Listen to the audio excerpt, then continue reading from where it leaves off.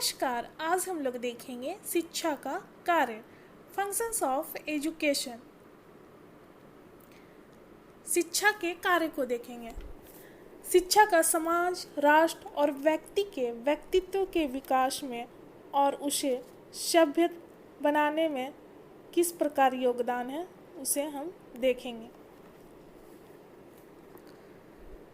शिक्षा के अर्थ, कार्य तथा उद्देश्यों में इतना घनिष्ठ संबंध है कि इन तीनों के बीच में विभाजन रेखा खींचना सरल कार्य नहीं है।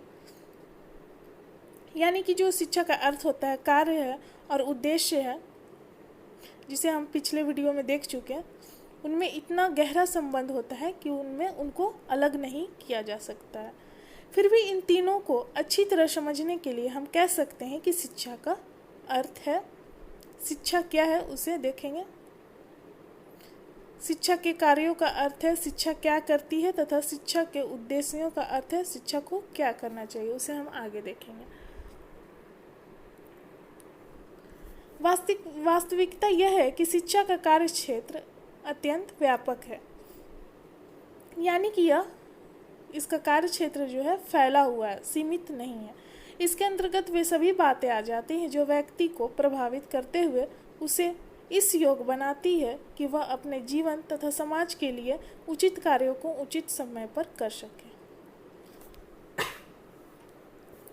शिक्षा का अपना एक अहम योगदान होती है और वह व्यक्ति को सभ्य बनाती है, जिससे वह अपना काम समय पर उचित ढंग से करता है। ये उचित कार्य देश काल तथा परिस्थितियों के अनुसार बदलते रहते हैं। इसको सदैव के लिए अस्थायी रूप से निश्चित नहीं किया जा सकता। जो भी कार्य होता है वो राष्ट्र और समय के अनुसार उसमें परिवर्तन होता रहता है। यही कारण है कि शिक्षा के कार्यों के विषय में भी विद्वानों का मतभेद रहा है। यहाँ पर डीवी क्या कहते हैं? शिक्षा का कार्य असहाय प्राणी के विकास में सहायता पहुंचाना है, जिससे वह सुखी, नैतिक तथा कुशल मानव बन सके। यानी कि असहाय प्राणी, कोई सहारा नहीं है उसका, तो शिक्षा ही ऐसा साधन है जो उसे एक सुखी और अच्छे जीवन जीने में मदद करती है। अब देखेंगे शिक्षा का कार्य। तो हम इसका दो पार्ट देखेंगे। विशिष्ट कार्य में इसका बहुत सारा पार्ट आ जाएगा, जैसे सामाजिक संबंधी कार्य, व्यक्तिगत संबंधी, राष्ट्र संबंधी, ये सब विशिष्ट कार्य में आ जाएगा। फिर उसके बाद हम देखेंगे शिक्षा का सामान्य कार्य। तो पहला पार्ट में देख लेते हैं। पहला पार्ट का इसका बहुत सारा भाग है। तो विशिष्ट कार्य में देखेंगे शिक्षा के सामाजिक संबंधी कार्य। शिक्षा जो है समाज में अपना किस प्रकार योगदान देती है उसे हम देखेंगे, और मनुष्य को, समाज में रहने वाले लोगों को किस प्रकार सभ्य बनाती है। तो पहला नंबर है समाज की संस्कृति का ज्ञान कराना। प्रायः हर एक समाज की अपनी अपनी संस्कृति होती है और शिक्षा के द्वारा ही उसे जानकारी मिलती है कि इसे आपस में मिलजुल कर इस संस्कृति को बनाए रखना है और बचाए रखना है। दूसरा, सामाजिक नियमों से परिचित कराना। समाज में रहने के लिए क्या क्या नियम कानून होते हैं वो शिक्षा ही परिचित कराती है कि समाज में किस तरह की तरीके से जीना है। तीसरा नंबर है सामाजिक कुरीतियों को दूर करना। प्राय हर एक समाज में अनेक कुरीति होती है, प्राचीन समय से भी देखा जाता है। जैसे बाल विवाह हो गया, अंधविश्वास, डायन कुप्रथा, अनेक तरह की चीज़ें होती हैं। तो शिक्षा ही इसे दूर करने का प्रयास करती है। अगर एक व्यक्ति शिक्षित रहेगा तो अंधविश्वास में वो विश्वास नहीं करेगा, वो चीज़ को नहीं मानेगा। महिलाओं को भी भाग नहीं लेने दिया जाता था किसी भी चीज़ में, बहुत सारी कुरीतियाँ थी। अगला नंबर देखेंगे समाज की विभिन्न विश्वास तथा धर्मों के विषय में उदार दृष्टिकोण का निर्माण करना। सही दृष्टिकोण का निर्माण करती है शिक्षा जो है। समाज के प्रति निष्ठा की भावना का विकास करना, समाज के अच्छे कार्यों में रुचि लेना। अब देखेंगे शिक्षा के व्यक्तिगत संबंधी क्या कार्य। यानी कि व्यक्तिगत यहाँ हुआ, तो व्यक्तियों के विकास में शिक्षा की क्या भूमिका होती है। संपूर्ण व्यक्तित्व का विकास करना, यानी कि व्यक्ति के अंदर जितनी भी छिपी हुई प्रतिभा रहती है उसे शिक्षा बाहर निकालने का प्रयास करती है, ताकि अपना वह व्यक्ति समाज में अपना योगदान दे सके। दूसरा नंबर, मानव को उसकी आवश्यकता की पूर्ति के लिए सक्षम बनाना। मानव को जीविका कमाने के लिए तैयार करना, क्योंकि शिक्षित व्यक्ति जो होता है अपने कार्यों में कुशल होता है, जो भी चीज़ सीखता है वो कुशल होता है। भावी जीवन की तैयारी करना, नैतिक उत्थान करना, उसे चरित्रवान भी बनाता है, शिक्षा बनाती है। दायित्व की भावना का विकास करना, अगर एक शिक्षित व्यक्ति रहता है तो वो अपने उत्तरदायित्व को आसानी से समझता है और उसे निष्ठापूर्वक करता है, अपना कर्तव्य समझकर, और किसी प्रकार की लड़ाई झगड़े भी नहीं होती है।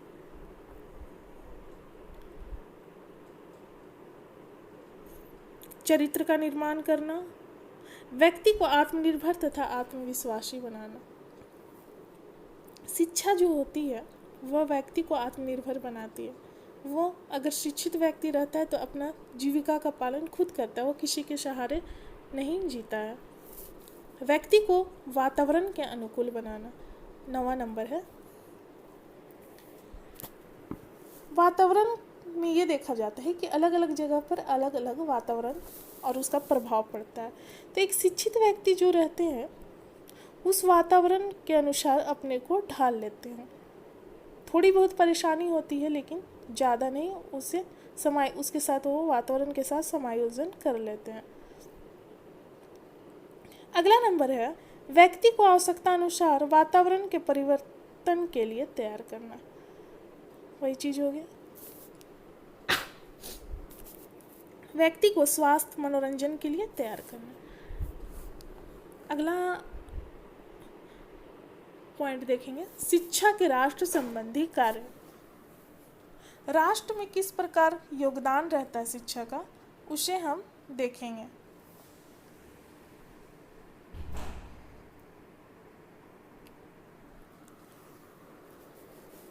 राष्ट्रीय सुरक्षा की भावना, राष्ट्रीय आय को बढ़ाना।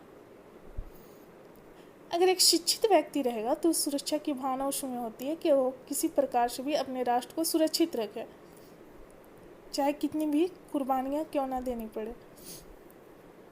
अगला नंबर है राष्ट्रीय अनुशासन का पालन करना।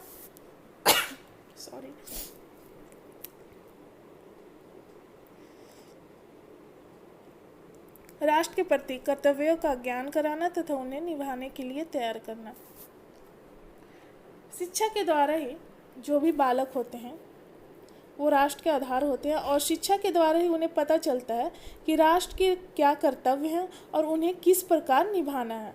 अगला पॉइंट है राष्ट्रीय संपत्ति की रक्षा करना। अगला सार्वजनिक कल्याण संबंधी कार्य करना। शिक्षा के माध्यम से व्यक्ति में कल्याण करने की भावना आती है ताकि समाज में उसका अहम योगदान रहे और उसे सम्मान भी मिले। अगला नंबर है राष्ट्रीय विकास में योगदान देना। राष्ट्रीय विकास में रुचि, कुशल नागरिक का निर्माण करना, नेतृत्व के गुणों का विकास करना। अगर एक शिक्षित व्यक्ति रहेगा तभी वह एक अच्छे लीडरशिप की भूमिका अच्छे तरीके से निभा सकता है और लोगों की सेवा कर सकता है। यहाँ नेतृत्व का अर्थ होता है लोगों का सेवा करने के लिए एक लीडर के रूप में कार्य करता है। अगला पॉइंट है राष्ट्रीय विकास कार्यों में भागीदारी के लिए तैयार करना। जितने भी विकास संबंधित कार्य होते हैं उसमें व्यक्ति अपना योगदान दे सके, राष्ट्रीय एकता की भावना लाना। अगला पार्ट है इसका शिक्षा के विशिष्ट कार्य में। चौथा नंबर हमारा है शिक्षा के पर्यावरण संबंधी कार्य। पर्यावरण संबंधी जानकारी बढ़ाना, पर्यावरण की सुरक्षा संबंधी कौशलों का निर्माण करना। शिक्षा के माध्यम से ही बताया जाता है बच्चों को और बड़ों को भी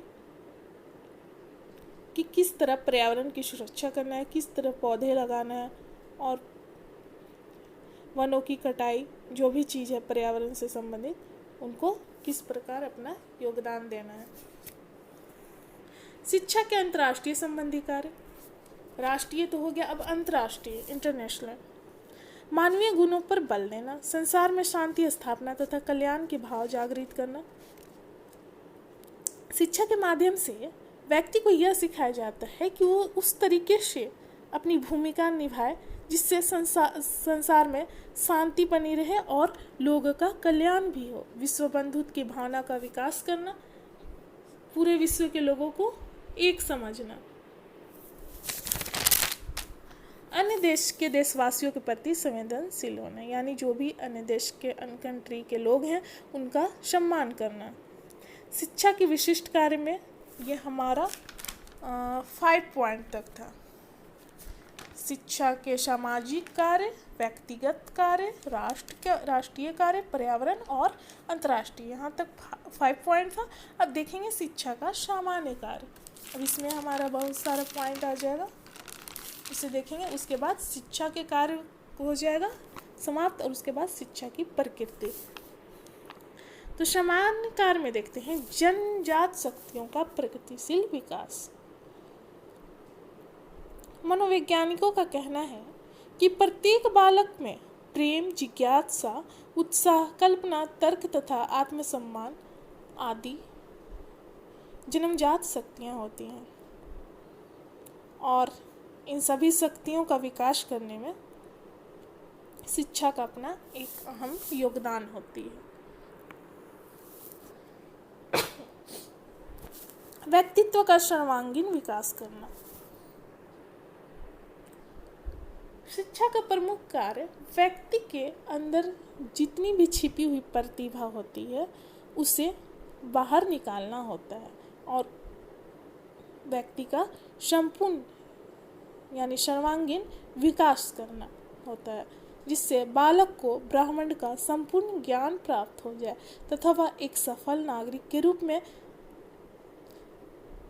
सत्यम शिवम एवं सुंदरम यानी कि आदर्शों का अनुभव करके आत्म साक्षात्कार कर सके, यानी अपना और लोगों को भी साक्षात्कार कर सके।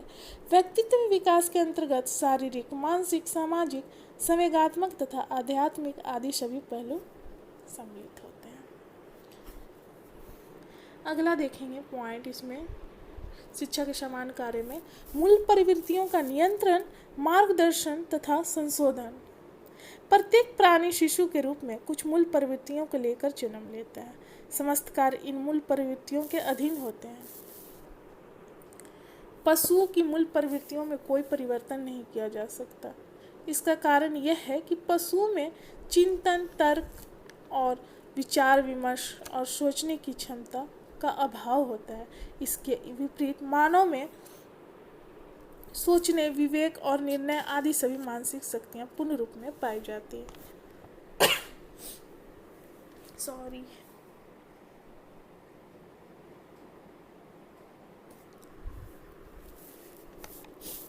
इसलिए मानव के मानसिक शक्तियों का अधिक विकास किया जाता है क्योंकि उनमें सोच समझ, विचार विमर्श और निर्णय की क्षमता होती है, जबकि पशुओं में इनका अभाव होता है।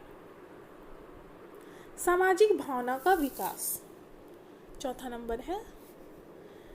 व्यक्ति का समाज से गहरा संबंध है। इनका कारण यह है कि वह समाज में ही रहते हुए अपनी उन्नति कर सकता है तथा अन्य व्यक्तियों की भलाई भी बिना समाज के व्यक्ति का कोई अस्तित्व नहीं है। इस दृष्टि से व्यक्ति में सामाजिक भावना का विकास होना आवश्यक है।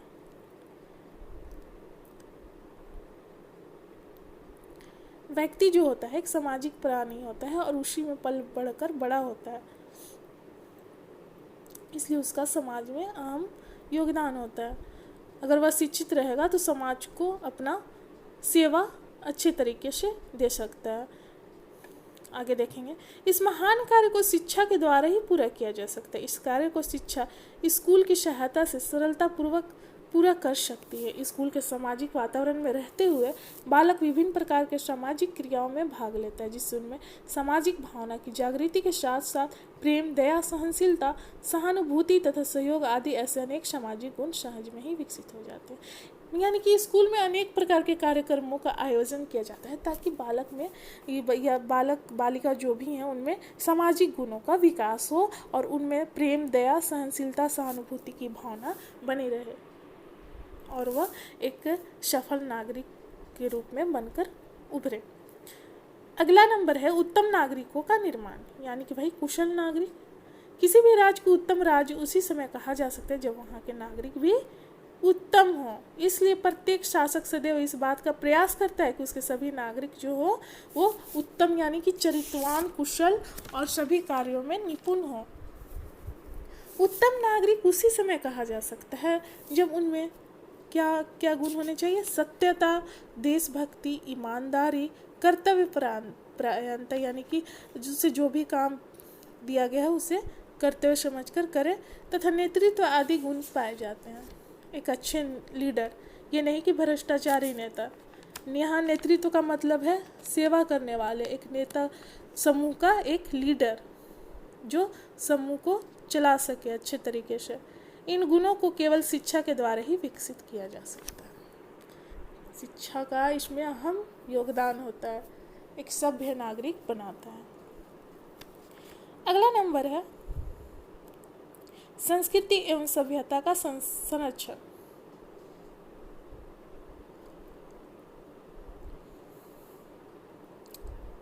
प्रत्येक समाज की रीति रिवाज, परंपरा, नैतिकता तथा धर्म आदि अलग अलग होती है। इन सबको प्रत्येक समाज ने अति प्राचीन काल से लेकर आज तक उस परंपरा को मानते चले आ रहे हैं। प्राय लोगों को अपने अपने संस्कृति तथा सभ्यता पर इतना गर्व होता है, यानी कि आस्था होती है कि वो किसी भी मूल्य पर उसे समाप्त नहीं करना चाहते हैं। तो शिक्षा के द्वारा ही इन संस्कृतियों का आदर्श तत्पूर्वक सम्मान किया जाता है। सामाजिक सुधार। शिक्षा का कार्य सामाजिक सुधार एवं उन्नति करना भी है। कोई भी समाज शिक्षा की व्यवस्था केवल इसलिए ही नहीं करते कि बालक समाज के प्रचलित नियमों, सिद्धांतों तथा रूढ़ियों से केवल अनुकूलन ही प्राप्त कर सके, अपितु वह यह भी चाहता है कि शिक्षित होकर बालक उनमें आवश्यकता अनुसार सुधार भी कर सके, जिससे समाज उचित दिशा की ओर विकसित हो। यानी कि कोई भी परंपरा होती है वो बहुत समय से चली आ रही है, तो यहाँ शिक्षा का उद्देश्य यह है कि जो गलत चीज़ है उसमें सुधार किया जाए बालकों के द्वारा। बालक शिक्षित होंगे और उसमें सुधार करेंगे। जैसे पहले से चली आ रही थी बाल विवाह, सती प्रथा, तो लोग शिक्षित हुए और अपना अपना योगदान दिए और इसे हटाया भी गया, समाप्त भी कर दिया गया जड़ से। राष्ट्रीय सुरक्षा। किसी भी राष्ट्र की सुरक्षा को बनाए रखने का दायित्व वहाँ की शिक्षा के ऊपर ही निर्भर होता है। इसलिए शिक्षा का महत्वपूर्ण कार्य प्रत्येक व्यक्ति को राष्ट्र की रक्षा करने के लिए तैयार करना है। यानी कि शिक्षा ऐसी होनी चाहिए जिसमें जो शिक्षा ग्रहण करना है उनमें राष्ट्र सुरक्षा की आस्था बनी रहे। भारतवर्ष अब स्वतंत्र अवश्य है, लेकिन भारत को भी चीन और पाकिस्तान से भारत को निरंतर भय बना रहता है। इसलिए राष्ट्रीय सुरक्षा का कार्य और अधिक सबके लिए महत्वपूर्ण हो जाता है। ऐसी स्थिति में जहाँ शिक्षा का कार्य उत्तम गुणों से सुसज्जित नागरिकों का निर्माण करना होता है, वहाँ उनमें ऐसी भावनाओं को भी विकसित करना है कि वे अपने देश की सुरक्षा के लिए अपने प्राणों की आहुति देने में भी ना हिचकिचाएं। यानी कि शिक्षा का उद्देश्य ऐसा होना चाहिए और इसका कार्य ऐसा होता ही है जिसमें शिक्षा के साथ साथ उनमें राष्ट्र प्रेम, आस्था की भावना का भी विकास किया जाता है, जिससे वह राष्ट्र की सुरक्षा के लिए अपनी कुर्बानी देने के लिए भी तैयार रहते हैं। अगला कार्य शिक्षा का वातावरण से अनुकूलन, यानी वातावरण जिस भी प्रकार का हो उसमें समायोजन स्थापित कर लेना। शिक्षा के द्वारा बालक में ऐसी क्षमता उत्पन्न करना है जिससे वह अपने आप को अपने परिस्थितियों अथवा वातावरण के अनुकूल बना ले। यानी कि उदाहरण देख लीजिए, जैसे कोई बालक पढ़ने के लिए कहीं पर जाता है तो उसे अलग वातावरण मिलता है। तो अगर वो एजुकेटेड होगा तो वो झगड़ा नहीं करेगा लोगों से, उसकी उसी अनुसार अपना समायोजन उस वातावरण के साथ कर लेगा और वहाँ अच्छे तरीके से मिलजुल कर रहना सीख जाएगा। आगे देखते हैं, संसार के प्रत्येक प्राणी को जीवित रहने के लिए परिस्थितियों अथवा प्राकृतिक एवं सामाजिक वातावरण से संघर्ष करना पड़ता है। जो प्राणी इस संघर्ष में सफल हो जाता है वह जीवित रहता है। इसके विपरीत जो प्राणी वातावरण से अनुकूल नहीं कर पाता वह नष्ट हो जाता है। तो शिक्षा ऐसी होनी चाहिए जिसे वह अपने भावी जीवन में विभिन्न प्रकार की वातावरण से समायोजित कर सके। वातावरण का रूप परिवर्तन अगला नंबर है। शिक्षा मानव में अच्छी आदतों का निर्माण करती है। इन आदतों की सहायता से मानव वातावरण में आवश्यकता अनुसार परिवर्तन भी कर सकता है।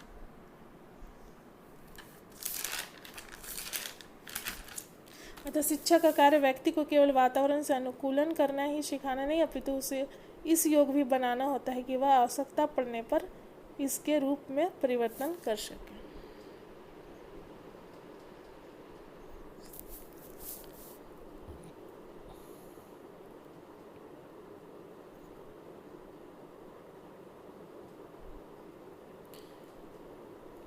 हमारे देश में भी विभिन्न जातियां, धर्म और भाषाएं ने जिस दूषित वातावरण का निर्माण कर रहा है वह किसी से छुपा नहीं है। प्राय देखा जाता है कि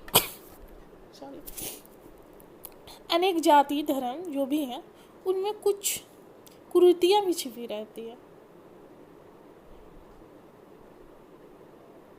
और यह शिक्षा के द्वारा ही उसमें सुधार किया जा सकता है। कुरीतियां का मतलब होता है कि कुछ अवगुण जिसमें सुधार करना आवश्यक होता है बदलती समाज की बदलती परिस्थिति के अनुसार।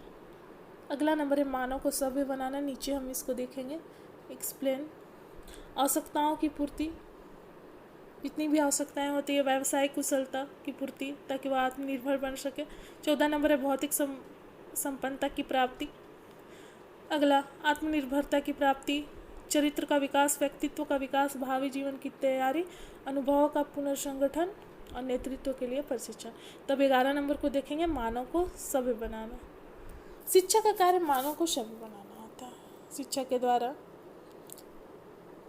व्यक्ति के शारीरिक, मानसिक, सामाजिक आदि गुणों को विकास करके उसे सभ्य बनाया जाता है। शिक्षा के द्वारा ही मानव में सोच, समझ, विचार विमर्श और निर्णय क्षमता का विकास होता है। यानी कि शिक्षा के द्वारा ही व्यक्ति एक सभ्य और सफल नागरिक इंसान बनता है। आवश्यकताओं की पूर्ति। शिक्षा आवश्यकताओं, व्यक्ति की जितनी भी आवश्यकताएं होती है, समाज राष्ट्र की जितनी भी आवश्यकताएं होती है, शिक्षा उसे पूरे करने में अपना अहम योगदान देती है। यहाँ पर देखेंगे आज के भारतीय समाज में शिक्षा का मुख्य कार्य व्यक्ति की आवश्यकताओं की पूर्ति करना है। जीवधारी होने के कारण भोजन, मकान और कपड़ा उसकी महत्वपूर्ण आवश्यकता होती है।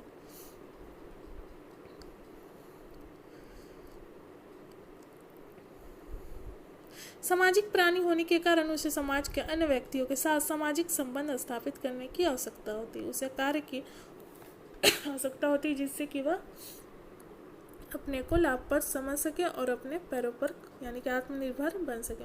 उसे अवकाश यानी कि जब वो काम कर रहे थे उसे छुट्टियों की भी आवश्यकता होती है जिससे कि वह मनोरंजन कर सके। उसे संघर्ष की आवश्यकता होती है जिससे कि वह उन्नति कर सके। मनुष्य के सामने अगर कठिनाइयाँ आती हैं तभी वह उन्नति करने में सक्षम होता है, आसानी से उन्नति करता है परिश्रम के द्वारा। उसे अवसर की आवश्यकता होती है जिससे कि वह अपनी विशेष योग्यता को विकसित कर सके। उसे धर्म और जीवन दर्शन की आवश्यकता होती है जिससे उसके जीवन का पथ प्रदर्शन हो सके। इस प्रकार इन सब आवश्यकताओं को पूर्ण करना शिक्षा का आवश्यक कार्य है। अगला नंबर देखेंगे व्यावसायिक कुशलता की पूर्ति।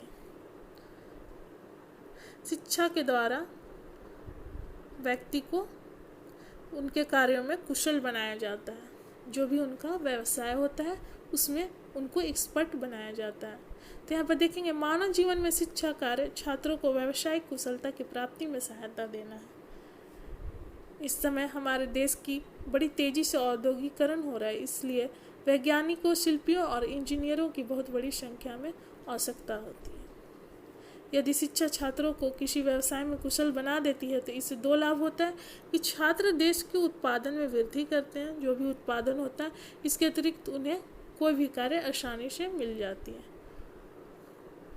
जिससे उनके समझ जितनी भी कठिनाइयाँ होती हैं उनका समाधान निकल जाता है, क्योंकि वह खुद पे आत्मनिर्भर हो जाते हैं। 2-4 पॉइंट और हैं। अगला नंबर है भौतिक संपन्नता की प्राप्ति।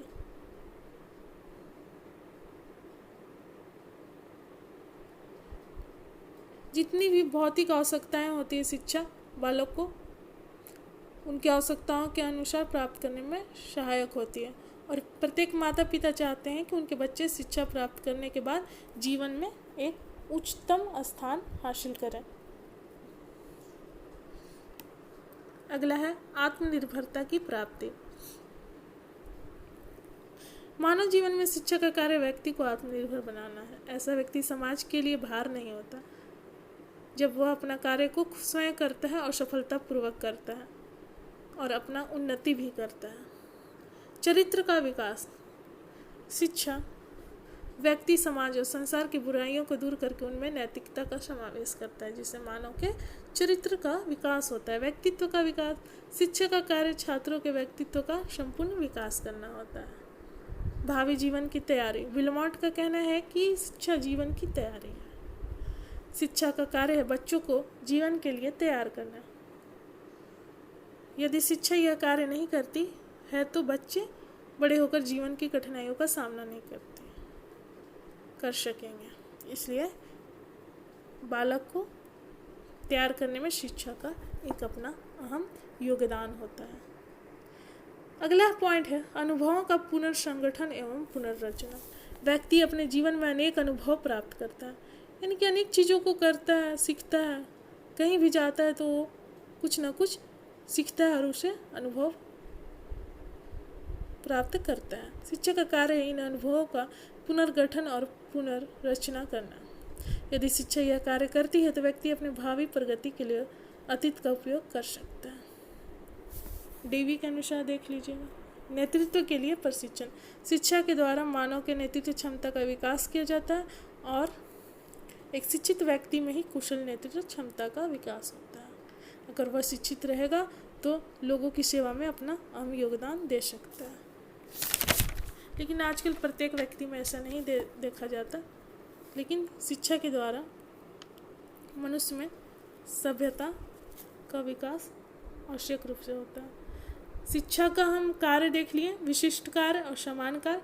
अब थोड़ा सा प्रकृति देख लेंगे, इसका नेचर क्या है, तो वही चीज़ हो जाएगा इसमें भी। यह बालक का सर्वांगीण विकास में सहायक होता है, यानी कि उनका संपूर्ण चीज़ों का विकास। अनुभवों का पुनर्गठन ज्ञान कराता है, जो हम अभी देखें। उत्तम नागरिकता के निर्माण में सहायक, एक कुशल नागरिक बनाता है, उसे समाज में क्या भूमिका है उसकी।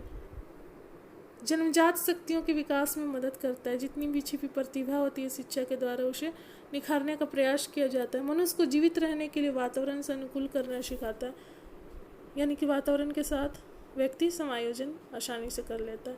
अगला पॉइंट है भौतिक संपन्नता की प्राप्ति के योग बनाता है।